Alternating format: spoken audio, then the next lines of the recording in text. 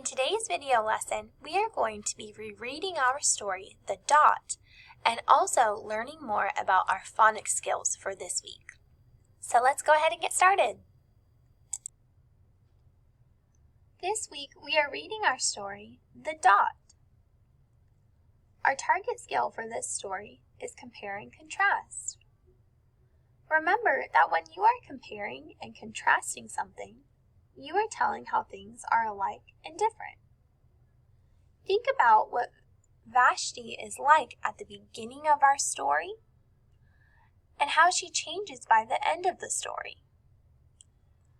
We can use a diagram like below to show how she is at the beginning, at the end, and where she says the same things during both parts of the story. We will make a diagram like this together later this week, but I want you to be thinking about how Vashti changes from the beginning of the story to the end.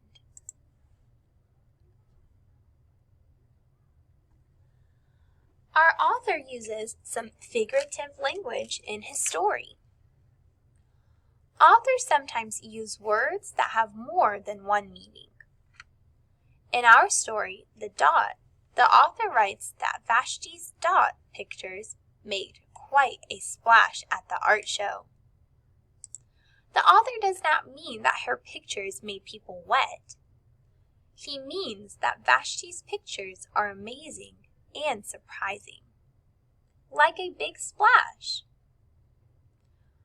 What other words mean something else in this story?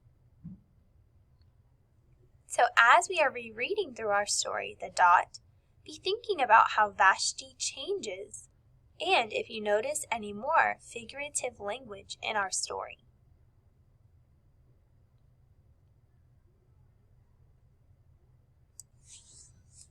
Let's begin rereading our story, The Dot, by Peter H. Reynolds. Remember our essential question: what are some different ways to make art?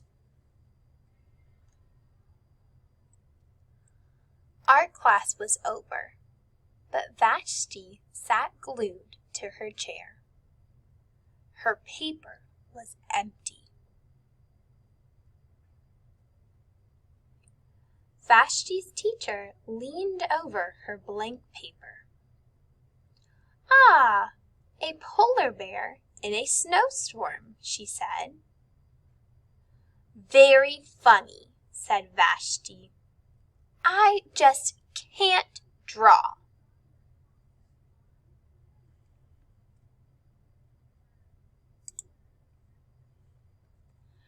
Her teacher smiled. "Just make a mark and see where it takes you." Vashti grabbed a marker and gave the paper a good, strong jab. "There!"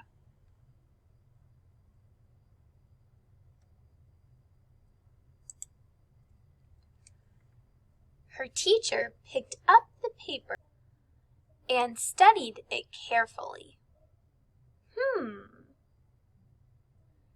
She pushed the paper toward Vashti and quietly said, "Now sign it."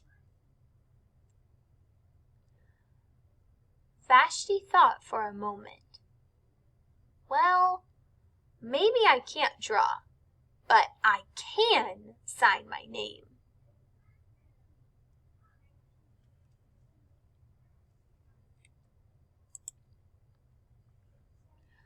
The next week, when Vashti walked into art class, she was surprised to see what was hanging above her teacher's desk. It was the little dot she had drawn. Her dot! All framed in a swirly gold.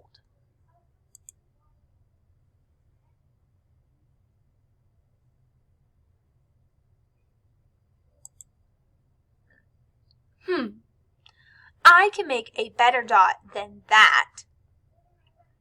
She opened her never-before-used set of watercolors and set to work. Vashti painted and painted.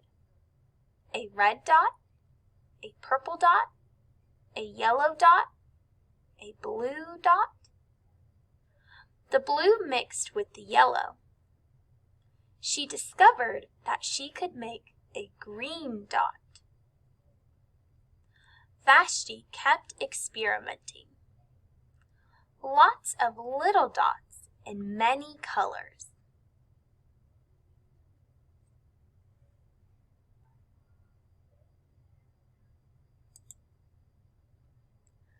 If I can make little dots, I can make big dots too. Vashti splashed her colors with a bigger brush on bigger paper to make bigger dots. Vashti even made a dot by not painting a dot.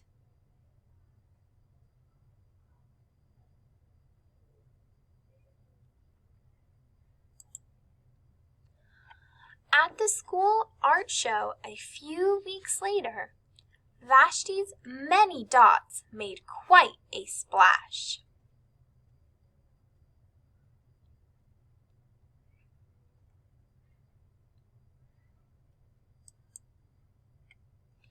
Vashti noticed a little boy gazing up at her. "You're a really great artist. I wish I could draw," he said. "I bet you can," said Vashti. "Me? No, not me. I can't draw a straight line with a ruler." Vashti smiled. She handed the boy a blank sheet of paper. "Show me." The boy's pencil shook as he drew his line.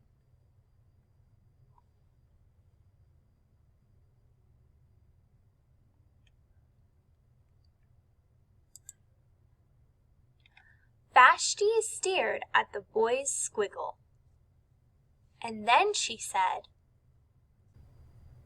"Sign it."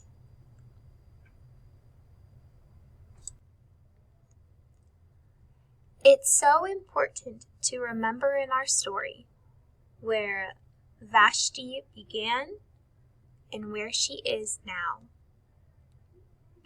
Vashti at first was angry that she could not draw and didn't think that she could draw at all. And now she has her art shown at the art show. Vashti even helped inspire the young boy here. It's always important to remember to never give up. If you really want to do something, keep working at it. And don't give up.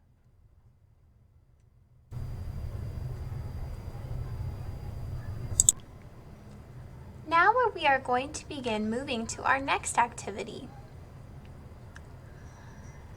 This week, one of our phonics skills that we are going to be working with is adding ed and ing endings.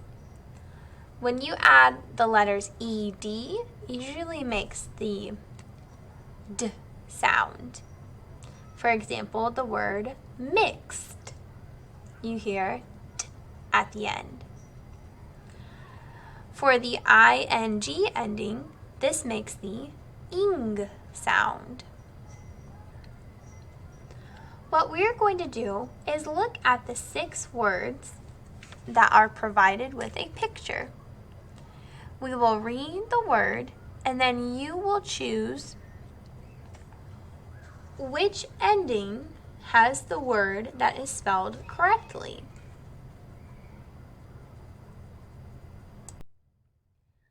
Yesterday, we worked on blending and building some words that have the ed or ing ending. Now, when adding certain endings to words, you have to remember the rules. One of the rules we talked about is if a word ends in a vowel and a consonant, then you have to add a double consonant before adding the ending. We also talked about when a word ends with an E, you have to drop the E before adding ing. What we will do is look at each word, and then I want you to circle the word that shows the correct spelling with the ending. For number 1, we have the word hop. For number 1, we are adding the ing ending to the word hop. Remember that if our word ends in a vowel consonant pattern, before we can add ing, we have to add the second consonant. Look at these 3 choices here to find which is the correct way to spell the word hopping.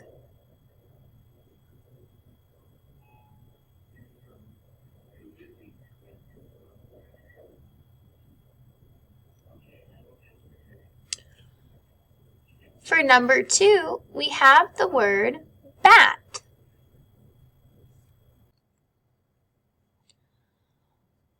For number 2, we are adding the ed ending to the word bat. Like we did for number 1, remember when our word ends in a vowel consonant pattern, you have to add a second consonant before adding your ending. Look at these 3 words here and circle which is the correct way to spell the word batted.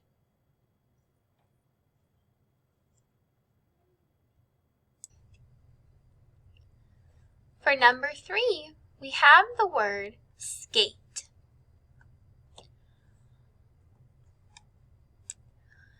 For the word skate, we are adding the ing ending. As we talked about in our rules, if a word ends with an E, before you are able to add an ing ending, you must drop the E and add ing. Look at these words here and circle the word that has the correct spelling for the word skating.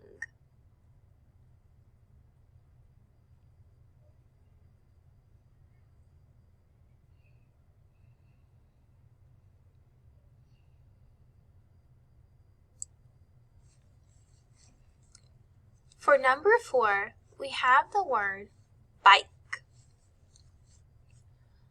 It wants you to add the ed ending to the word bike. Think about the rules we have discussed so far in this video and circle the correct spelling for the word biked.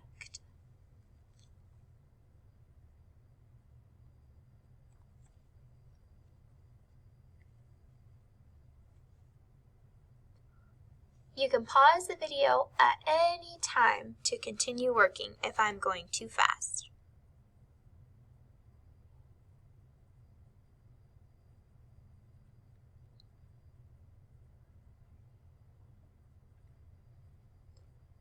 Number 5 is the word hug. We are wanting to add ing to the word hug. Remember our rule that we had discussed about if a word ends in a vowel consonant and adding an ing to the end. Circle the word that spells the correct version of hugging.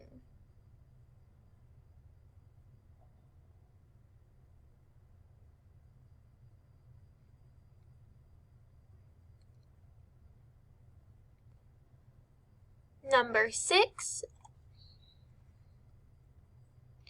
the word is wave. It wants us to add the ed ending to the word wave. Look at the version spelled here and circle the word that spells the word waved correctly.